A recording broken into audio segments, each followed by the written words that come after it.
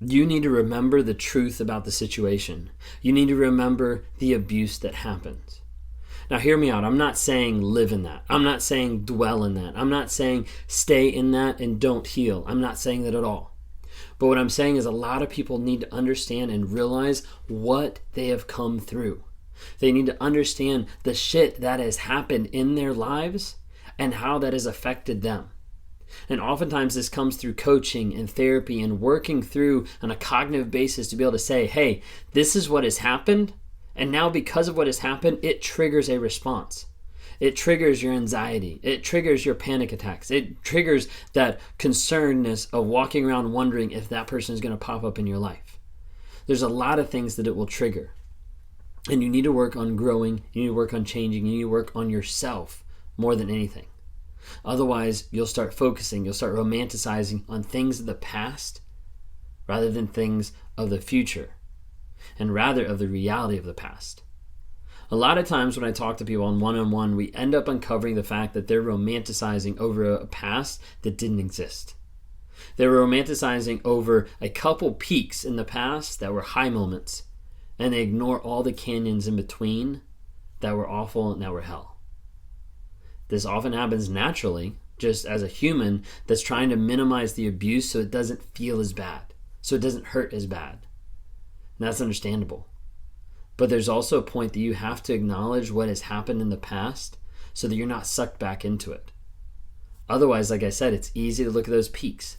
It's easy to look at the highs and forget the abuse that happened underneath.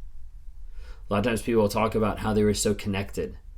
And I have to be able to show them, after we talk through the scenarios, how we talk through how they've interacted, the fights that ensued, the abuse, everything like that. I was like, that's not connection, that's just control. A lot of people say how they just had a lot of chemistry and they had this huge love and this soul tie. And we talk through it and I have to show them that's not a soul tie, that's a trauma bond. That's you getting sucked back to a person that's really destroying you and kind of sucking your soul out. And with this, I talk with people on a day-to-day basis, and we focus on what are you feeling, what's the emotions that are underneath, what's the fable that you've constructed in your mind or that the narcissist has put on your mind based on the fiction, based on the facts, based on the fiction, based on the feelings. And then we have to focus on what's the facts of the situation. What's the honest, hard, cold, stone truth of this is what happened. And then how do those facts either support or deny the fable that you've created or the narcissist put on you. And then we have to take a step back and we have to create a new story. Because what we are is we are a compilation of all the stories that we create. So let's go ahead and let's create a story that's based on the facts, that's based on the truth, because you know what? The truth will set you free. The truth being the facts.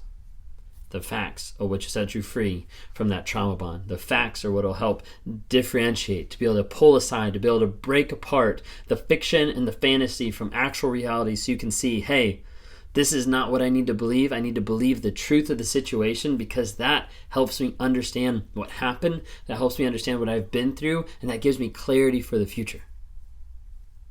It's hard, and it takes a lot of work. But I work with people on a one-on-one basis every single day, trying to help bring them healing and growth and change. If you're interested in doing this, go to my website, rawmotivations.com. You can click on one-on-one coaching, and we can sit down and we can talk. Maybe if I have a trauma bond workshop coming up, you can grab one of those. They're typically 2 hours long on Saturdays.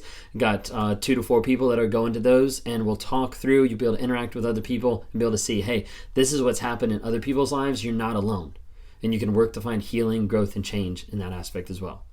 Hope you'll take a look at that. Please subscribe to the channel if you hadn't. Share this video with maybe someone you know that has been in a toxic relationship because they might need this message. Thanks so much.